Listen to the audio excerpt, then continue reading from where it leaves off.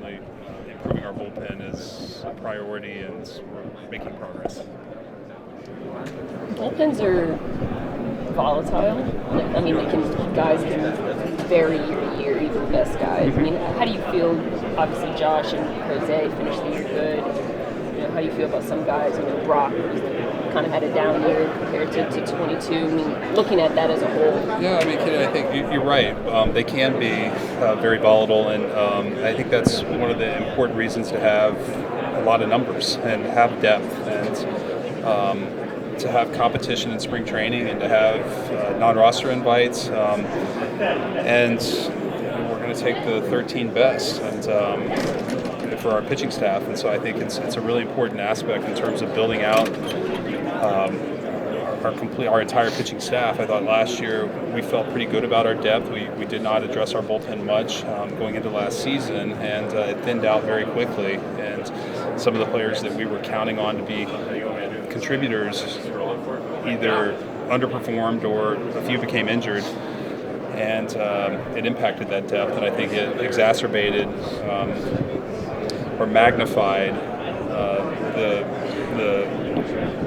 probably the quality of our bullpen. And so it's one of the things that we're very focused on this year is fortifying our bullpen and our pitching staff as a whole, not just 1 through 13, but 1 through 30. Is it difficult, having won the World Series, to cut ties with guys who are there? Are they pulling at the heartstrings? So I'll answer this question in 2 phases. The first of which is, for me, it's hard to part with players always, whether it's World Series or not.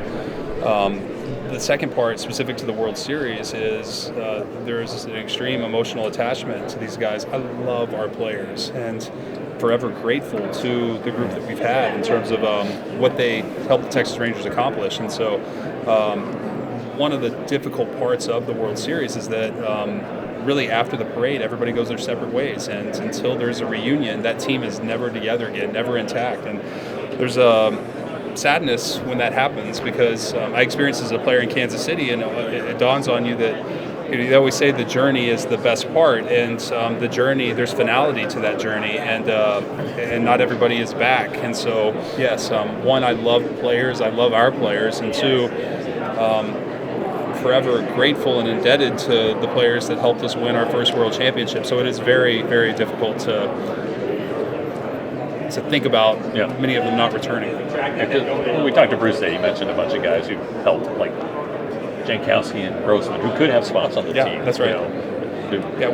Regarding our free agents, we have not eliminated anybody.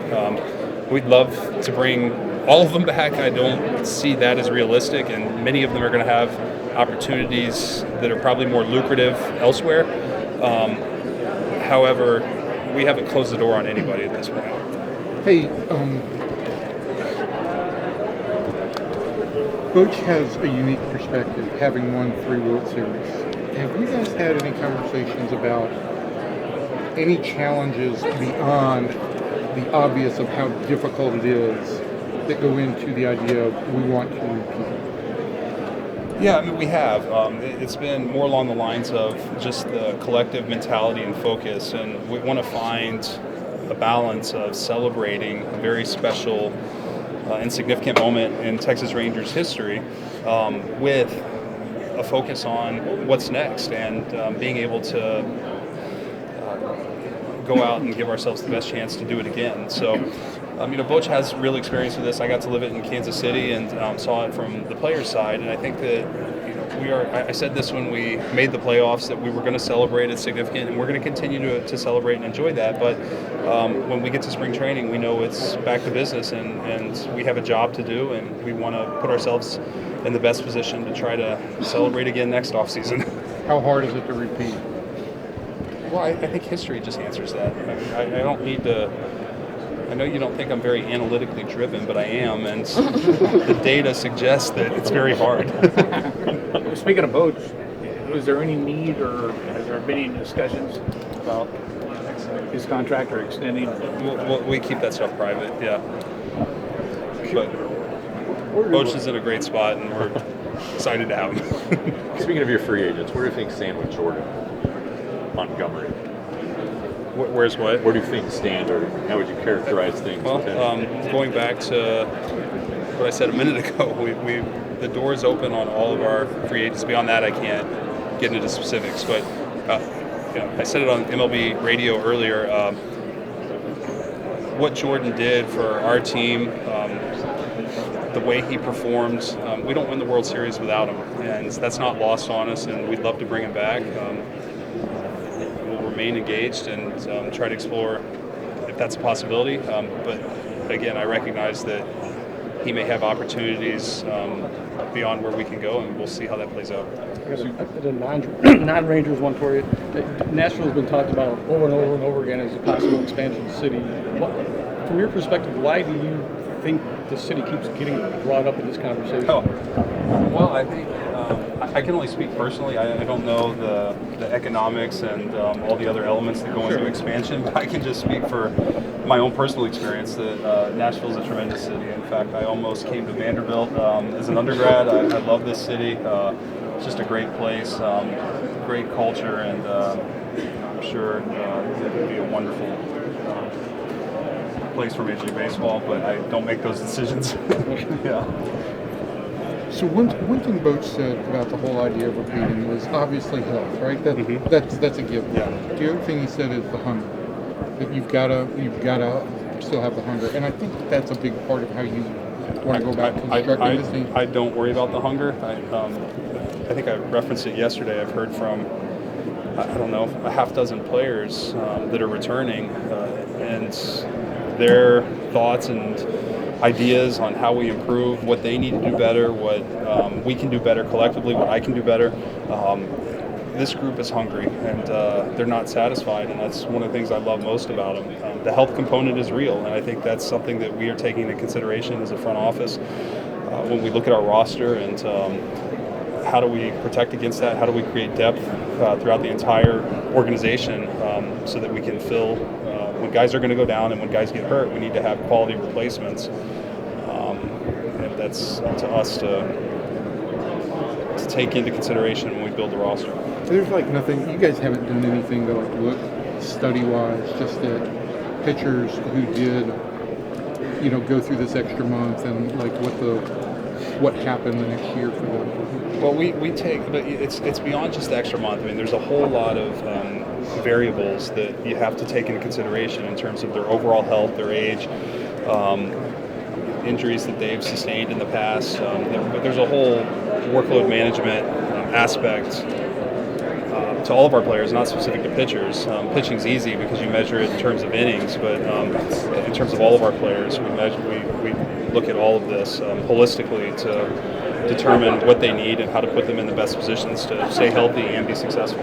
Chris, when you say player suggestions that the team could do better, can you give us an idea of what that part of it would be, or what has come up? I mean, it's little things in terms of time of day we travel to how we can structure our days more efficiently or communicate, just little things. I mean, those are not major things that determine you winning or losing the World Series, but that's what I figured. Yeah. So those types of things, they're minor, but they're nonetheless important and meaningful, and I'll always listen to suggestions from our players. Chris, to what extent is Evan Carter an option to play center field if your roster takes you in that direction? Well, we think he's very ready to play center field. We also think we have a great center fielder in Leody Taveras, and we think Evan Carter can play left field, or Leody can play right. So we have a great versatility amongst those guys. Adolis Garcia as well, and it's to some extent having three center fielders in the outfield, and it's one of the great things of those three guys.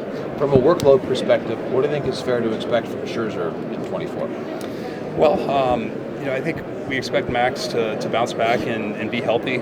Certainly at 39 years old, it's inevitable that maybe you might need a rest at some point. But we acquired him with the idea that Max is going to be a significant contributor to our 2024 team, and we expect him. He takes great care of himself. He's an unbelievable competitor, as everyone knows, but behind the scenes, the way he takes care of himself, from his diet to his workout routine, his throwing program. I mean, he does everything possible to put himself in the best position to succeed. And I think because of that, it's why he's been successful at such a late age in his career. With Montgomery, after the trade, what surprised you the most about his repertoire and the way that it really has such a big impact on the game? Well, there are a few things, and I think just his command in general, the ability to sink the ball away, to throw four-seamers in on the hands to righties. His curveball played just amazingly well. It was really tough for hitters to read it out of his hand. It paired off his fastball, tunneled, whatever you want to call it. And just his overall competitiveness and his ability to compete under pressure those are things you don't quite know. You think you know, but when you see it in the moment and seeing him step up and exceed expectations, it speaks to the competitor, and Jordan proved how competitive he is. And with the bullpen, how optimal would it be to have Leclerc be able to share the closer's role with another top end reliever?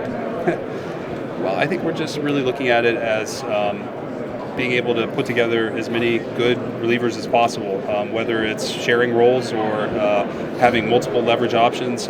We just want as many good arms as possible.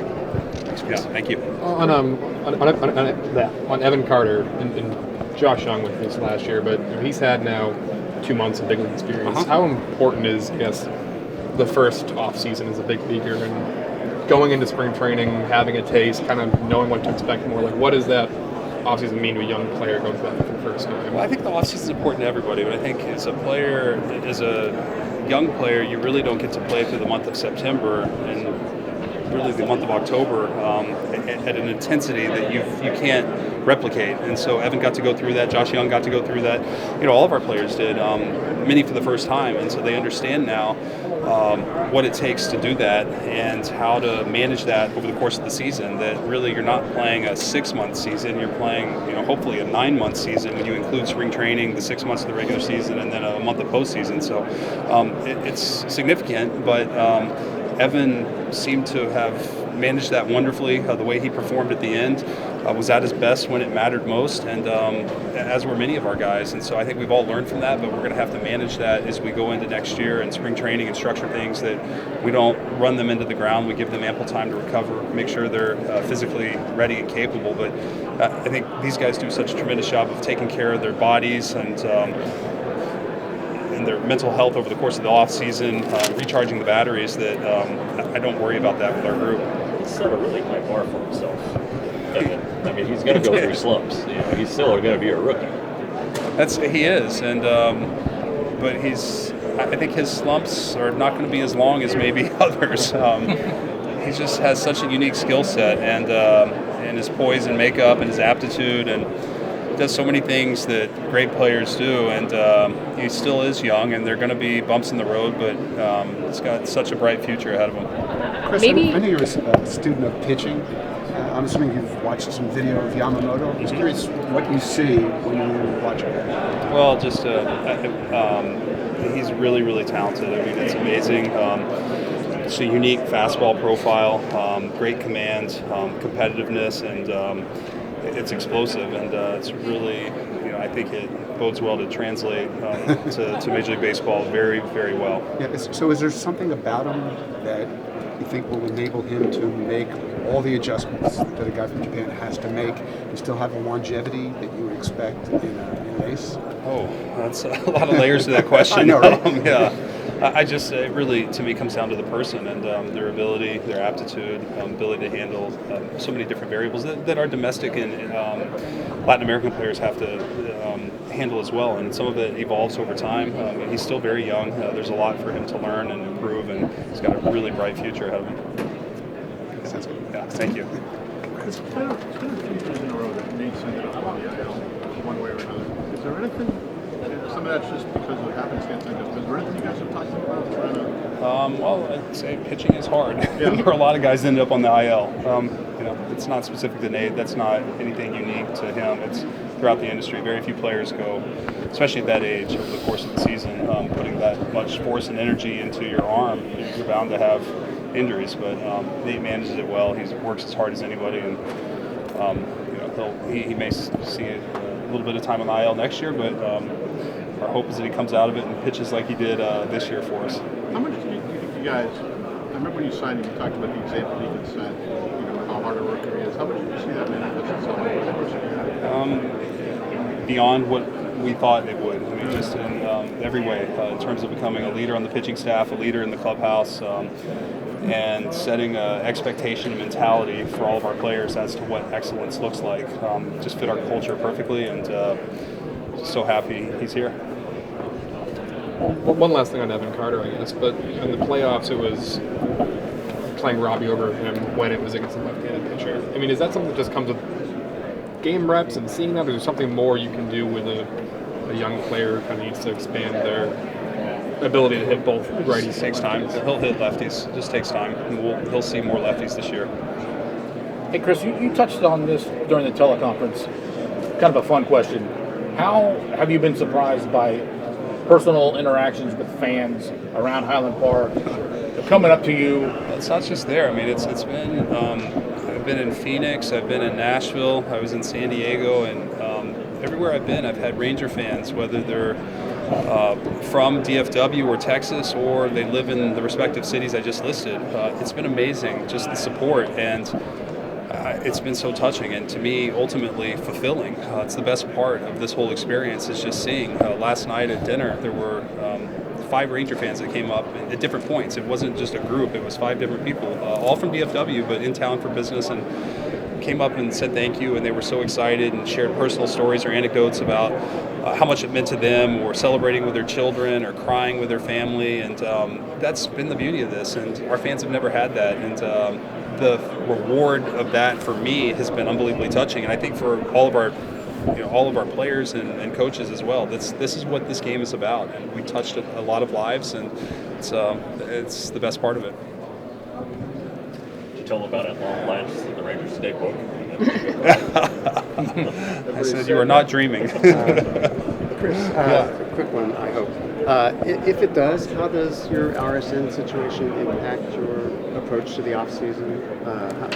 It's ownership has been unbelievably supportive in giving us the resources we need to field a competitive winning team, and I don't foresee that changing.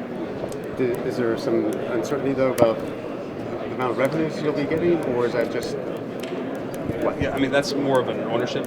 They have more insight into the revenue. I don't see that. I get to see the spend, but our payroll is going to be very similar to where we were this past year, if not beyond that, and it shows the commitment our ownership has made, and their willingness to field a winning team. Thank you. Yeah, thank you.